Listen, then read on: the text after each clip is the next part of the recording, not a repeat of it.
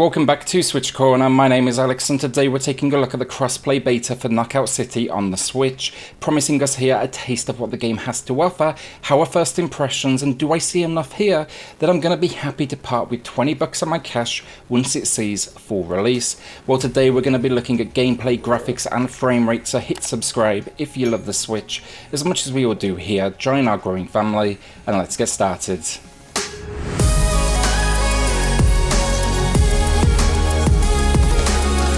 So first up, for those that may not know, Knockout City, it's an over-the-top dodgeball based experience. The idea is simple enough. You can play in teams of 3 versus 3 or 1 versus 1. You need to eliminate your opposition 10 times. For each death you get 2 lives each. That is signified by the hearts in the lower left corner of the screen. So get out there and beat down on your foes. Really at its core, it's that simple. Spawn into a map, find the ball, chuck it as hard as possible at an opponent's head, but the controls they add for some interesting strategy and arcade style fun. So the controls of course allow you to throw the ball, hold it down longer, it's going to be a faster, harder, throw. You can fake throw to taunt your opposition, you can pass to someone on your team, though we'll say I didn't see too many people doing that in my time with the beta. You can dodge, which also doubles as a ram to knock the ball out of your opposition's hands. You can also of course catch an incoming throw, that's an essential maneuver.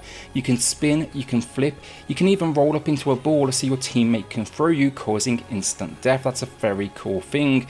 Finally though, of course you can jump as well. Now if you press that jump button mid-air, then you pull out a handy little hang glider to traverse these maps. I had a blast with it, honestly. Look, as I learned the controls I became more and more successful, while kind of picking up on everything that was happening around me, because it might be 3 versus 3, but things get like manic here pretty much immediately, as the maps, they just feel to be just the right size, so it was never too long until you was encountering an opponent. The best place to start here though, it's the solid tutorial mode. It takes you through the basics, all these advanced maneuvers I just broke down.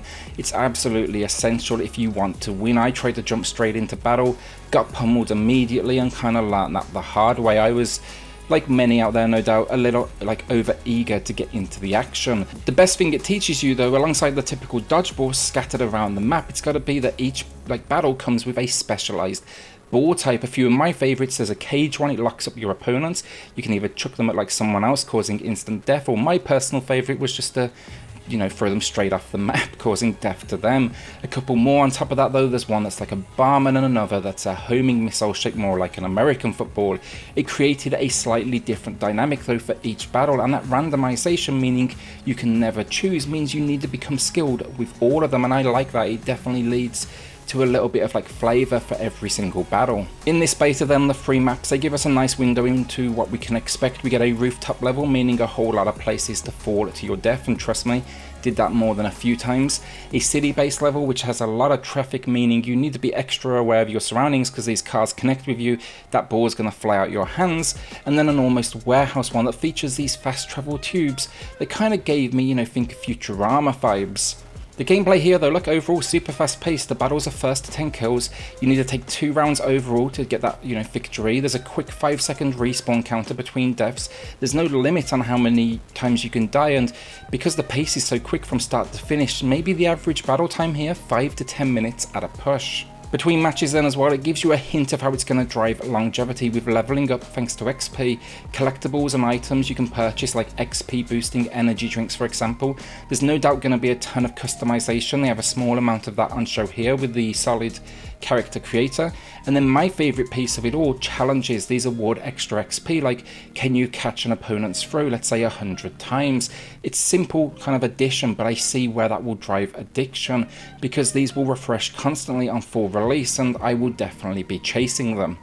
My main suggestion with this one though, learn how to catch first. If I'm going to give you any advice, you get that and you will be good, as that's where a lot of the strategy comes in. The screen goes red, it almost vibrates as an attack is coming in. It makes things exciting and a little bit different, because normally you get shot in the back in a game, it's game over. Here it gives you a chance to avoid that scenario, but you gotta be quick. Now, I mentioned longevity there and a reason to come back, but it still is a concern for me. Outside of new board types, what else can they really add? It's all very bite-sized.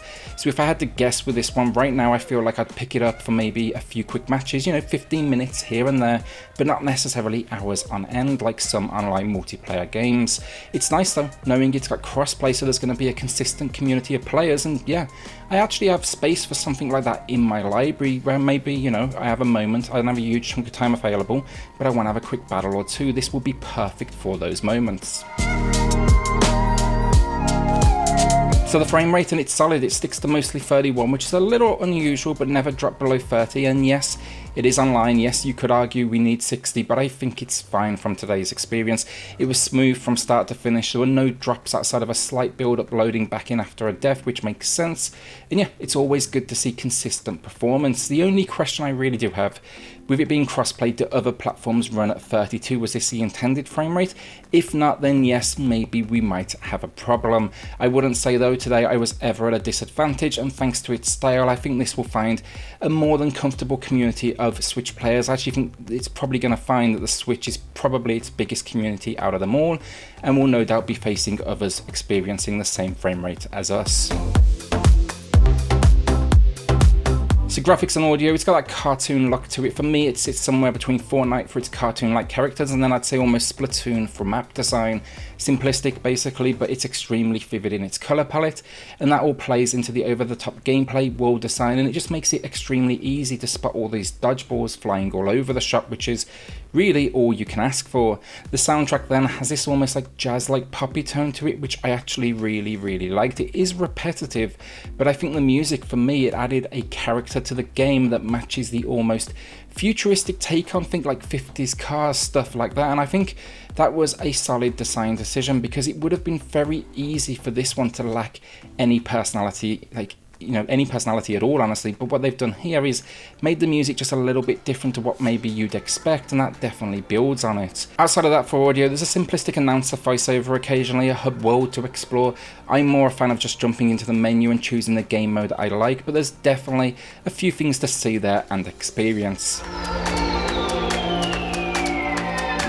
So the final verdict, and Knockout City is a whole lot more, not necessarily more impressive than I expected, but more exciting than I expected. I thought the gameplay here would get stale pretty quickly, but the inclusion here of different board types and actually a more complicated moveset than I expected made it hook onto my addiction. And yeah, that's never a bad thing. The gameplay is simple to pick up, but now I can kind of see my opportunities to improve and get better. And every scenario, every time I died, I saw one thing that I could, you know, do a little bit better. And that's important for an online experience. You know, it kind of leads into that grind. And yeah, it's definitely boosted now my excitement for the full release. How the longevity is, only time will tell, but I think they're taking the right steps here to give us a reason to come back. So it's good to see the effort being put in. On full release then, it seems we will be getting a free trial period to at least check out the full release before, you know, you sink that 20 bucks in, and I think that was a smart move if ever I've seen one. Hopefully that allows it to find an active community pretty much immediately, and after this beta I will be for sure now jumping in day one. Will you be checking out the beta yourself or skipping on it for the time being? It's not a huge file size, honestly, 5 gig, but do know it's not a free-to-play game, meaning you will require Nintendo Online to check it out. With that though, a shout out to the patrons of the channel who are just going above and beyond to support SwitchCorner. It helps more than you know, so thank you all so much. Then hit subscribe if you love the Switch as much as we all do here. Join our growing family, and I'll see you all on the next video. Thanks everyone.